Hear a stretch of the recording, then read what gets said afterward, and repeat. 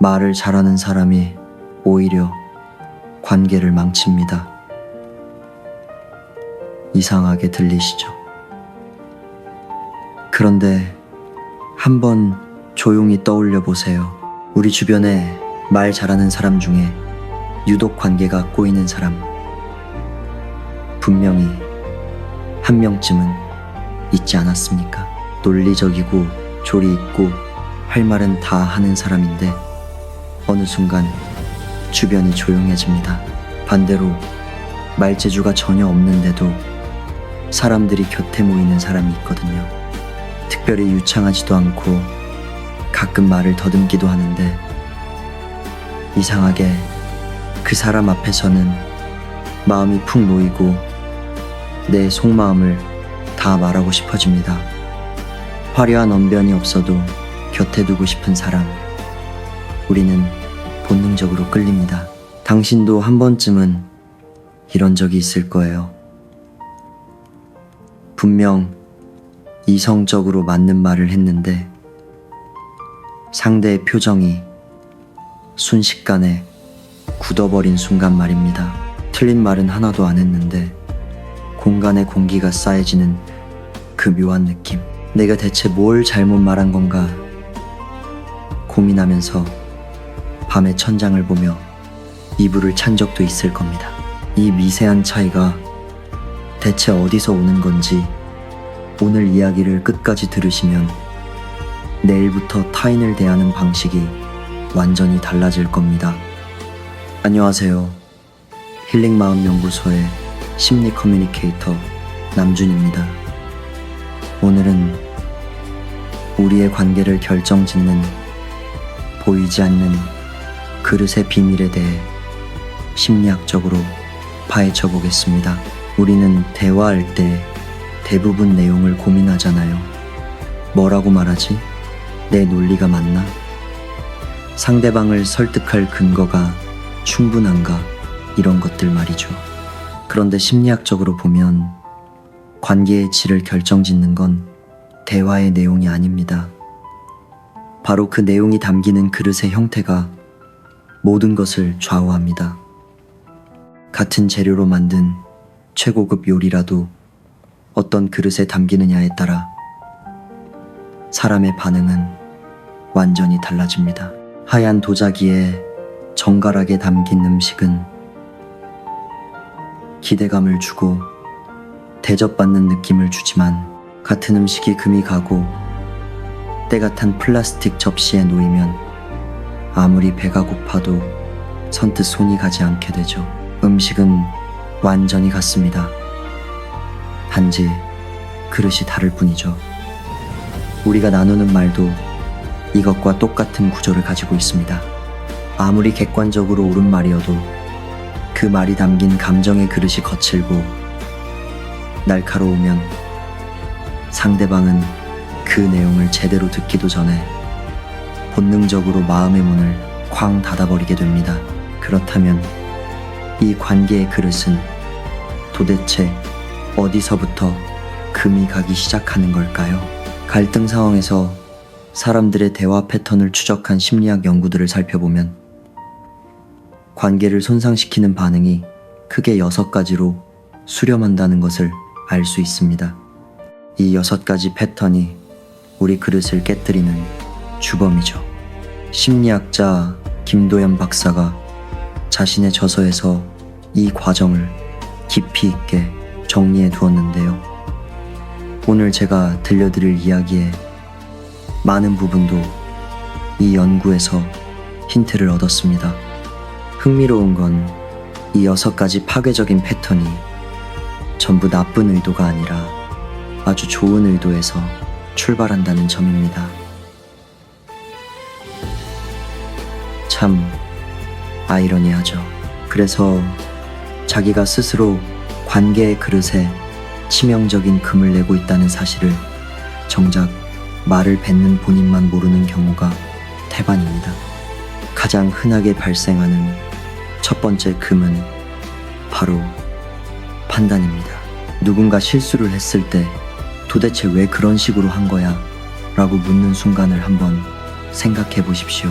이 질문은 사실을 전달하거나 궁금해서 묻는 게 아닙니다.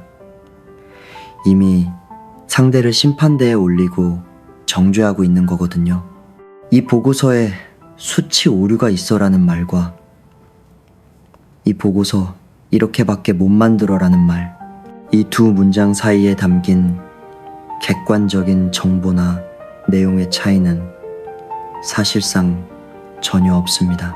그런데 앞에 말을 들으면 네, 바로 수정하겠습니다라는 생산적인 반응이 나오지만 뒤에 말을 듣는 순간 상대의 머릿속에는 거대한 방어벽이 올라갑니다.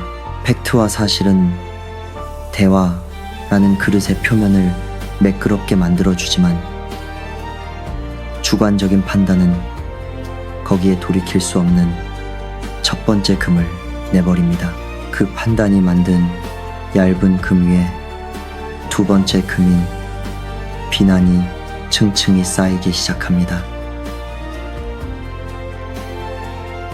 너는 항상 그래.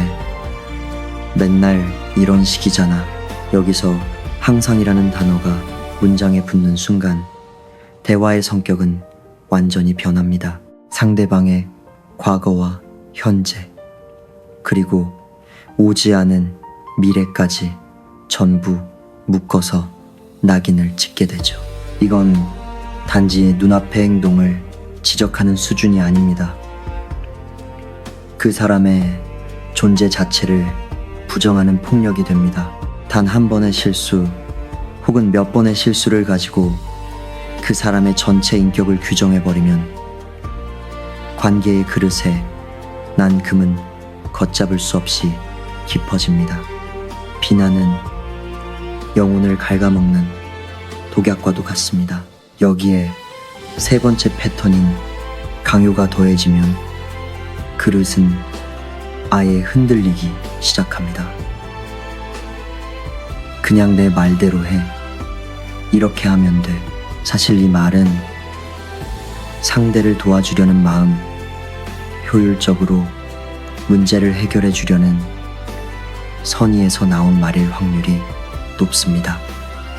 하지만 듣는 사람의 심리적 경험은 전혀 다르게 흘러갑니다. 상대방에게 이 말은 당신의 생각이나 방식은 중요하지 않다는 차가운 메시지로 도착합니다. 자율성을 침해받았다고 느끼는 거죠. 그런데 똑같은 상황에서 이거 같이 한번 볼까? 라고 문장의 형태를 바꾸면 상대는 이것을 억압적인 요구가 아니라 자신을 존중하는 초대로 받아들이게 됩니다. 요구와 초대 사이의 거리는 사실 말투 하나, 단어 하나의 차이일 뿐입니다. 하지만 상대의 뇌가 느끼는 심리적 수용도와 안정감은 완전히 뒤집혀 버립니다. 솔직히 말씀드리면 저도 심리학자로서 이 6가지 패턴을 처음 정리하고 마주했을 때 굉장히 마음이 불편하고 부끄러웠습니다. 세 번째 강요 단계까지 읽고 나서 나 어제 우리 팀원한테 딱 이렇게 말했는데 싶은 뼈아픈 장면이 바로 떠올랐거든요. 아마 지금 제 이야기를 들으시는 분 중에도 머릿속에 번뜩 떠오르는 사람이 있을 겁니다. 혹은 지우고 싶은 부끄러운 장면이 하나둘씩 스쳐 지나가고 있을지도 모릅니다. 누군가에게 이런 날선 말을 들었던 상처받은 순간이거나 반대로 혹시 내가 누군가에게 이렇게 잔인하게 말하고 있었나 싶은 자각의 순간이거나 그 기억이 지금 떠올랐다면 앞으로 이어질 이야기가 당신의 마음에 훨씬 더 선명하고 깊숙하게 꽂히며 들릴 거라고 확신합니다.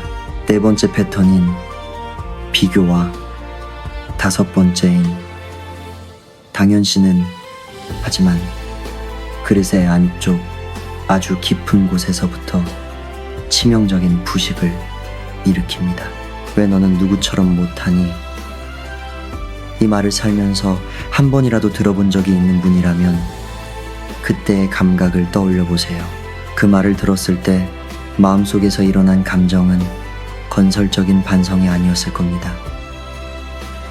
온몸이 쪼그라들고 숨고 싶어지는 움츠러드는 느낌이었을 거예요. 비교를 당할 때 상대의 내면에서 일어나는 반응은 동기부여가 아닙니다. 지독한 자기 축소와 열등감의 증폭일 뿐입니다. 나는 이 관계에서 혹은 이 집단에서 저 사람보다 못한 열등한 존재구나.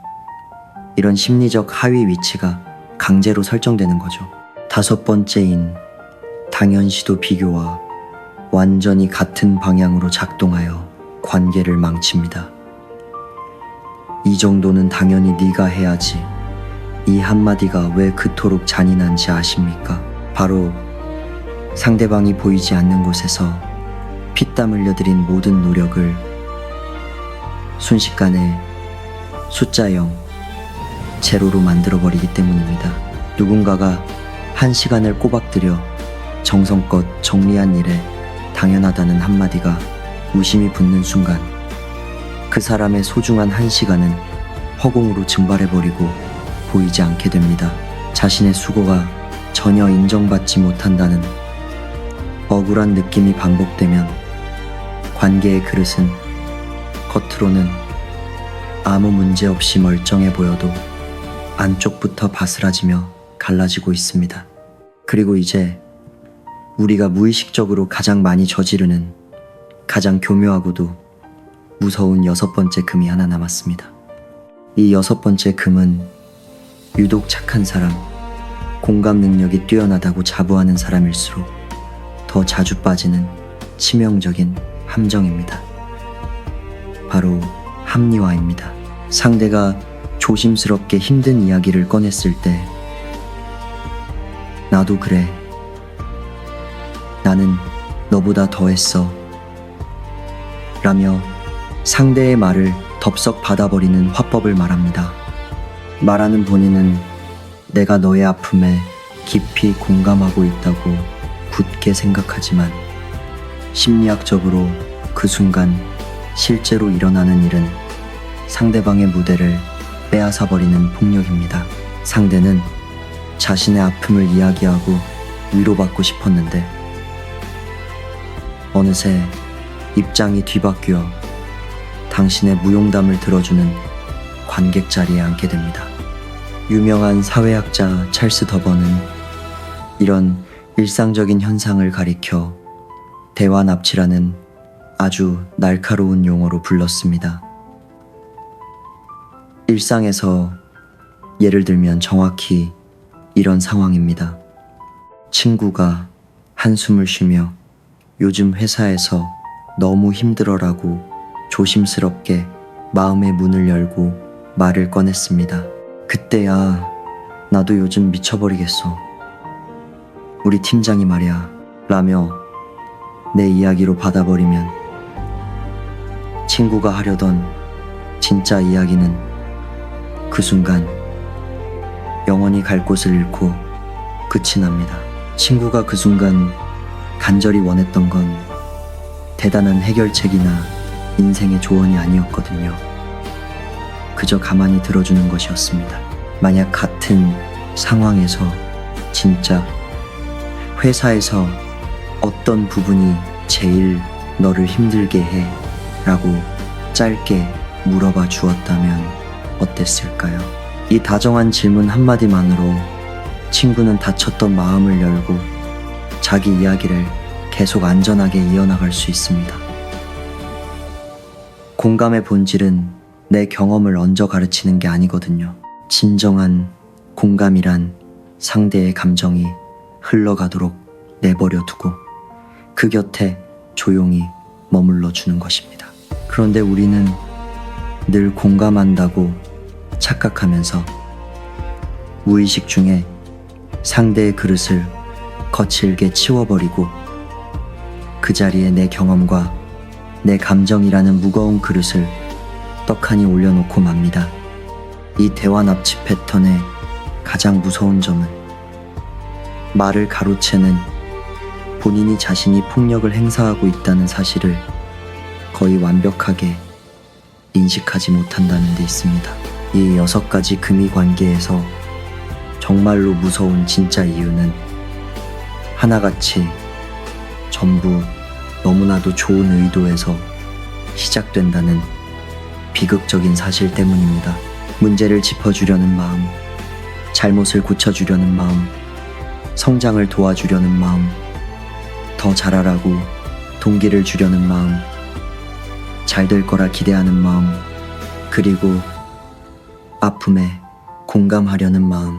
이 모든 시작점의 의도는 전부 선하고 따뜻합니다.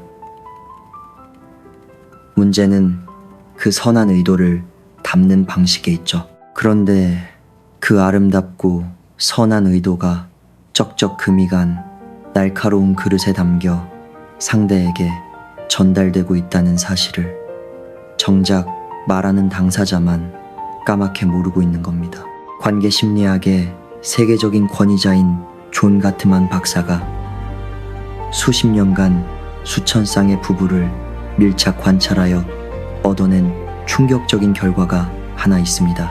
인간관계에서 부정적인 상호작용, 즉 상처를 주는 말이 한번 일어났을 때 그 악영향을 뇌에서 완전히 지워내려면 긍정적인 상호작용이 무려 5번이나 필요하다는 겁니다. 이것이 그 유명한 가트만의 5대1 법칙입니다. 부정적인 말의 파괴력이 긍정적인 말보다 5배나 강하다는 뜻이죠.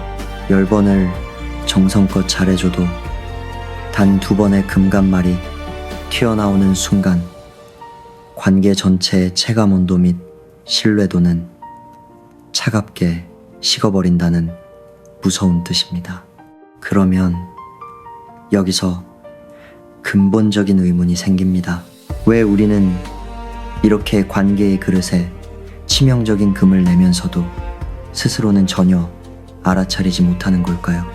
이건 당신의 성격이 나빠서나 인성이 부족해서 생기는 문제가 절대 아닙니다. 현대인들의 뇌 구조와 정보 처리 체계 자체가 과거와는 완전히 다르게 바뀌어버렸기 때문입니다. 스마트폰과 디지털 환경이 우리의 뇌를 리와이어링, 즉 재배선해버린 것이죠. 15초짜리 짧은 영상, 1초마다 눈을 사로잡는 빠른 화면 전환, 하루 종일 손목에서 울려대는 끊임없는 알림에 깊이 길들여진 우리의 뇌는 오직 강렬하고 자극적인 정보에만 즉각적으로 반응하도록 혹독하게 훈련되어 있습니다. 심리학에서는 현대인의 이런 뇌 상태를 팝콘 브레인이라고 부릅니다. 마치 뜨거운 열기 속에서 팝콘이 펑펑 튀어오르듯 강하고 즉각적인 자극에만 도파민을 분비하며 반응하는 겁니다. 불행하게도 이 팝콘 브레인 상태에서는 인간관계에서 필수적인 섬세한 기능들이 퇴화합니다. 상대방의 느릿느릿한 이야기, 미세하게 떨리는 표정 변화를 읽어내지 못하죠. 말끝에 미묘하게 실린 감정의 온도를 예민하게 감지하는 공감 능력은 현저하게 약해집니다. 상대가 진지하게 말을 하고 있는 그 순간에도 우리의 머릿속에서는 이미 다음에 내가 뭐라고 기발하게 대답하지를 바쁘게 계산하고 준비하고 있습니다. 온전한 몰입이 불가능한 상태인 겁니다. 겉으로 보기에는 눈을 맞추고 고개를 끄덕이며 잘 듣고 있는 것처럼 보이지만 뇌과학적으로 보면 실제로는 전혀 듣고 있지 않은 상태입니다. 그러니 무의식적으로 내뱉은 자기의 말이 상대의 마음에 어떤 온도로, 어떤 날카로움으로 도착하고 있는지를 전혀 느낄 수가 없는 겁니다. 내 손에 들린 관계의 그릇에 쩍쩍 금이 가고 있는데 내가 자극에만 마비되어 있으니 그 날카롭게 갈라지는 파열음이 전혀 들리지 않는 거예요. 하지만 절망할 필요는 없습니다. 이 현상의 원인을 정확히 뒤집어 보면 관계를 회복할 수 있는 명확한 심리학적 답이 보이기 시작하거든요. 산산조각이 나고 금이 간 그릇을 고치는 가장 확실한 방법은 역설적이게도 새롭고 화려한 말하기 기술을 배우는 게 아닙니다. 당장 내 입을 닫는 것입니다. 침묵에 힘을 배우는 것이죠. 아마 살면서 다들 한 번쯤은 이런 답답한 경험이 있으실 겁니다. 나는 충분히 차분하게 감정을 억누르고 논리적으로 상대를 배려하면서 조심스럽게 말했다고 생각했는데 상대방은 끝끝내 고집을 부리며 마음의 벽을 높게 세우고 있었던 그 답답한 순간, 내가 아무리 맑고 좋은 물을 정성껏 준비해서 건네도 상대가 자신의 그릇을 내밀지 않으면 소용이 없죠. 그 물을 한 방울도 담을 수 없다는 그 깊은 좌절감과 무력감. 그런데 우리는 여기서 관점을 하나 완전히 뒤집어 생각해 볼 필요가 있습니다. 상대가 왜 그토록 완강하게 자신의 그릇을 내밀지 않는 걸까요? 혹시 그 이유가 이전에 내가 건넸던 물 때문은 아닐까요? 이전에 내가 건넨 물이 이미 심하게 금이 가서 날카로운 그릇에 담겨 상대에게 상처를 주었기 때문은 아닐까요? 지금 당장 눈앞에서 벌어지는 이 대화가 아니라 어제 했던 그 전의 대화, 혹은 일주일 전, 한 달 전에 했던 그 전전의 대화에서 이미 신뢰의 금이가 있었던 건 아닐까요? 관계에서 숨 막히는 벽을 느낄 때 말이 통하지 않는다고 상대를 원망하고 탓하기 전에 내가 평소에 건네는 내 말의 그릇 상태가 어떤지를 먼저 냉정하게 점검해 보는 것. 이것이 꼬인 관계를 푸는 유일하고도 가장 빠른 순서일 수 있습니다. 듣는다는 행위의 본질을 다시 생각해 봐야 합니다. 경청, 즉 진정으로 듣는다는 건 단순히 고막을 울리는 물리적인 소리 데이터를 수신하는 작업이 아닙니다. 상대의 무겁고 복잡한 감정이 안전하게 도착하여 머물 수 있도록 내 마음속의 빈 공간을 넉넉하게 비워두고 기다리는 고도의 심리적 작업입니다. 하지만 우리는 공간을 비우는 법을 잊었습니다. 그래서 누군가가 조심스럽게 꺼낸 이야기의 행간에 숨겨진 진짜 감정을 읽어내는 대신 내 똑똑함을 증명하기 위해 빨리 해결책을 제시하거나 내 화려한 경험을 꺼내는 쪽으로 반사적인 반응을 하게 되는 것이죠. 이와 관련해서 심리학적으로 매우 놀랍고 감동적인 사례가 하나 있습니다. 어느 대학교의 강연장에서 있었던 일인데요. 연단에 선 강연자가 무려 27분 30초 동안 입을 굳게 다문 채 아무 말 없이 그저 가만히 청중들의 눈을 따뜻하게 바라보기만 한 적이 있습니다. 처음 일 2분 동안은 객석에서 어색한 웃음이 터져 나왔습니다. 시간이 조금 더 지나자 사람들은 불안해하며 불편함이 커졌죠. 그런데 침묵이 10분을 넘어가고 20분을 향해 가던 어느 순간부터 강연장을 채운 학생들의 눈에 하나둘씩 뜨거운 눈물이 고이기 시작했습니다. 아무도 그들에게 위로의 말을 건네지 않았습니다. 아무도 인생의 조언을 하지 않았습니다. 단지 누군가가 온전한 집중력을 다해 나라는 존재를 깊이 바라보고 있다는 그 압도적인 사실 하나만으로 사람들은 무장해제되어 자기 안깊숙이 억눌러 쌓아둔 감정을 꺼내기 시작한 겁니다. 진정으로 듣는다는 건 바로 이런 기적을 만들어내는 일입니다.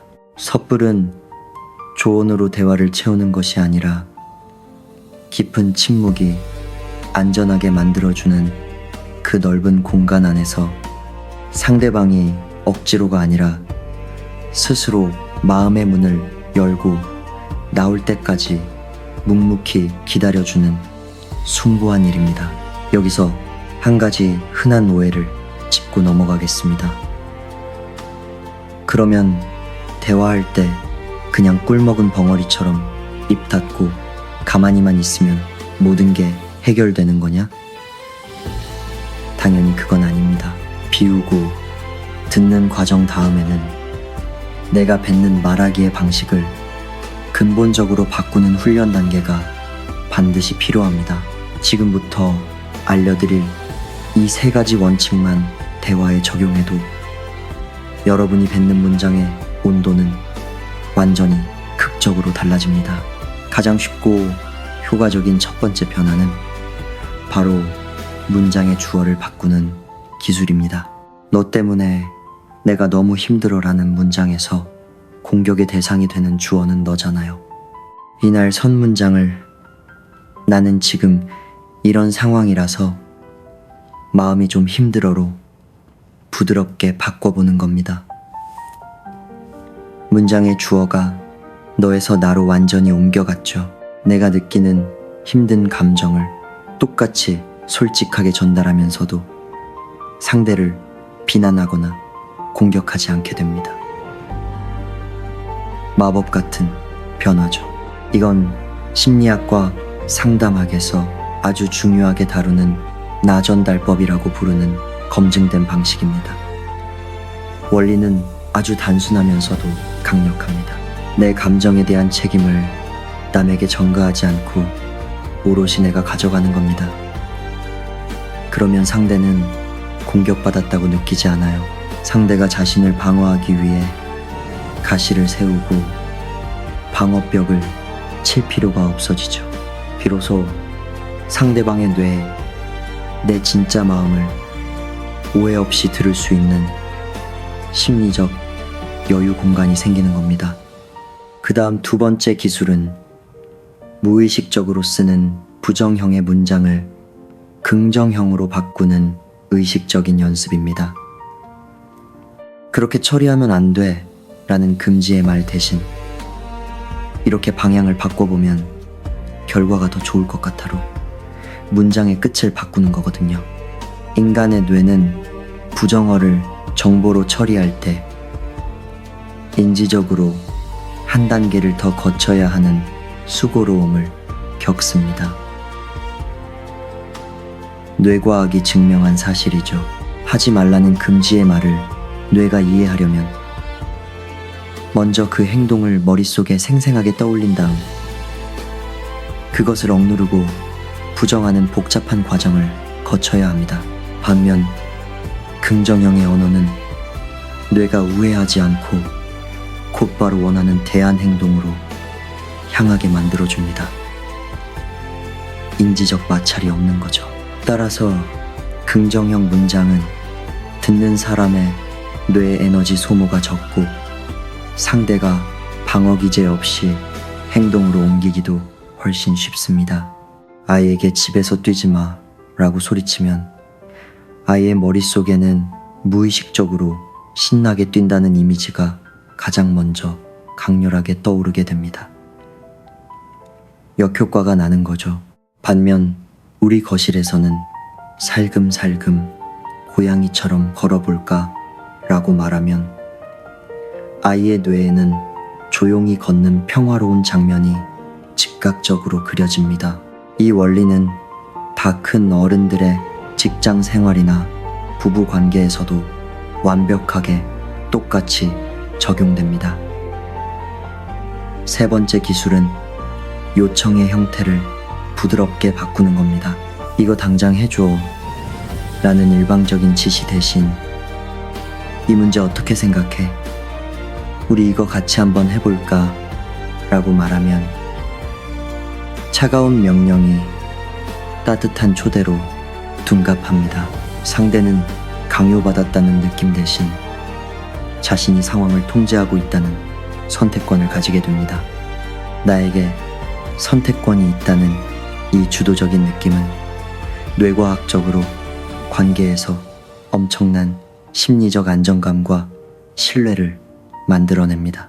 아주 사소하고 작은 단어의 차이처럼 보이지만 이 부드러운 한마디가 굳게 닫혀있던 상대의 마음의 그릇을 활짝 여는 마법의 열쇠가 되기도 합니다. 오늘 하루를 한번 가만히 떠올려 보세요. 아침에 눈을 떠서 가족에게 무심코 건넨 첫마디, 회사에서 동료나 부하 직원에게 습관적으로 툭툭 던지는 말, 저녁에 지인에게 카톡으로 보낸 무미건조한 짧은 문장, 그 수많은 말들 안에 너는 왜 그래? 하지마. 당장 해가 얼마나 들어있었나요? 내일부터 당장 모든 것을 완벽하게 바꿀 필요는 없습니다. 오늘 배운 것 중 딱 하나만, 단 한 문장만 의식적으로 바꿔보세요. 공기의 느낌이. 여기서 영상을 보시는 분들과 작은 심리 실험을 하나 해보겠습니다. 내일 누군가가 당신에게 다가와 조심스럽게 힘든 이야기를 꺼냈을 때 딱 30초만 아무 말 없이 온전히 들어만 보세요. 섣부른 조언도 하지 않고 나도 그래라며 내 경험을 꺼내지도 않고 그저 상대의 눈을 맞추며 고개만 천천히 끄덕이면서 30초를 견디는 겁니다. 27분이 아니라 고작 30초입니다.